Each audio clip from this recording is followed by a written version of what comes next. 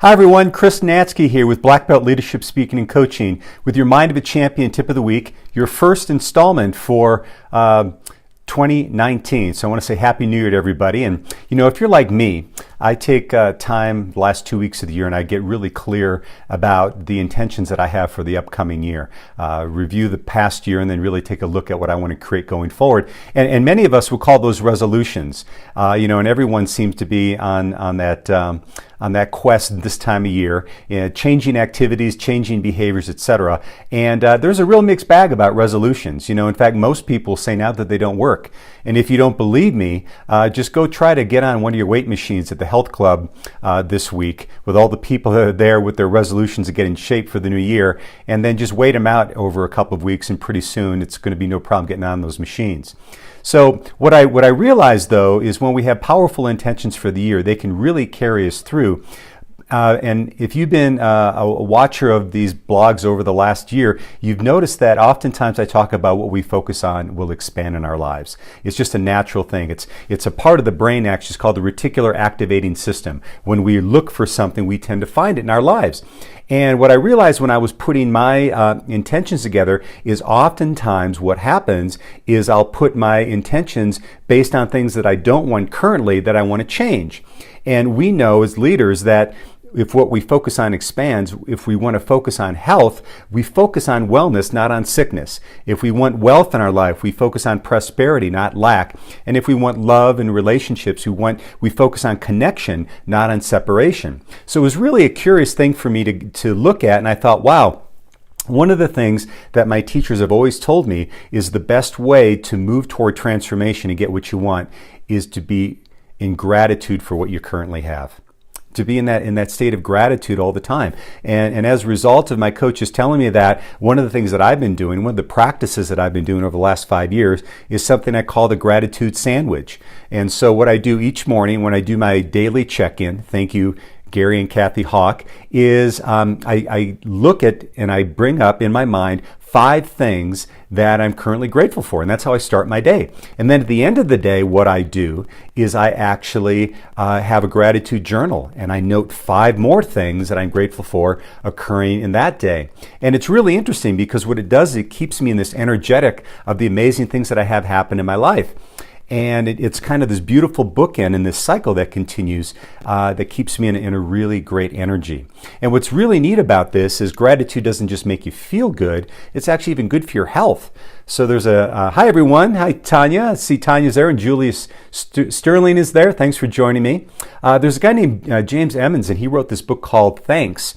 And what he found is that they studied these people that actually were inputting their gratitudes, at least five gratitudes into their journal each night. And what they found was this, is that these people, they slept better. They had better rest.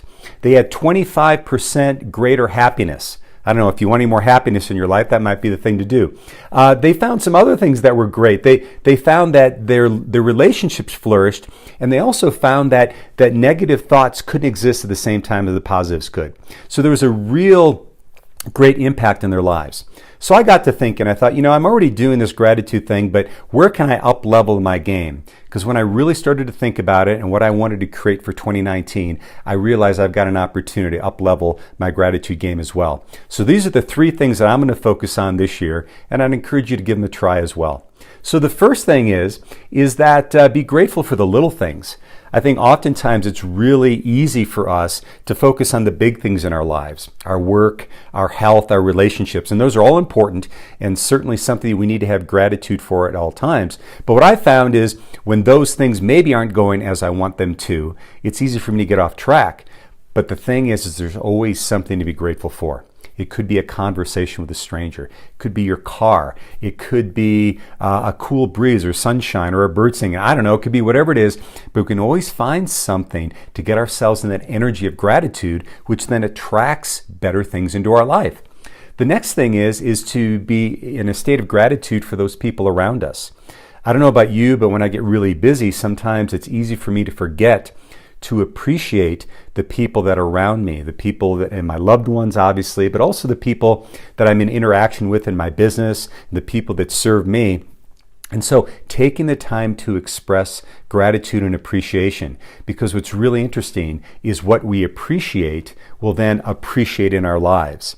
And then finally, and probably most importantly, and most challenging, at least for me, is being grateful for what is. Now, what does that mean? That means being grateful for the good things in our lives, in quotation mark, as well as the challenging things in our lives. One of my favorite authors is a woman named Byron Katie, and she wrote a great book called Loving What Is. And she says, when you argue with reality, you always lose, but only 100% of the time. So, the idea there is many times we're very selective in terms of what we're grateful for. But think about the challenging times in your lives when you look back at it in retrospect. Many times when we look at that, we go, wow, that was a tough time, but it was a great time because I grew, I expanded, I learned. It was absolutely necessary for me to get where I want to be. So if that's the case, why not be grateful for it now? And what you find, you're in that gratitude there. When you're resisting against it, it'll persist and it'll continue. But when you're grateful for it, it has a tendency to be able to move through so you can expand into greater things. So there's some thoughts for this year. Hi, Craig Cayley. Good to see you, my friend.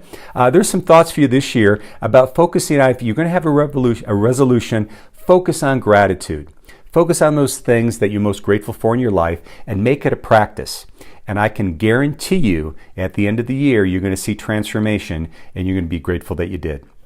So there you have it. There's your first Mind of the Champion tip of the week for 2019. And I look forward to many more in the year, and New Year's blessings to everyone. Have a great week and a great year.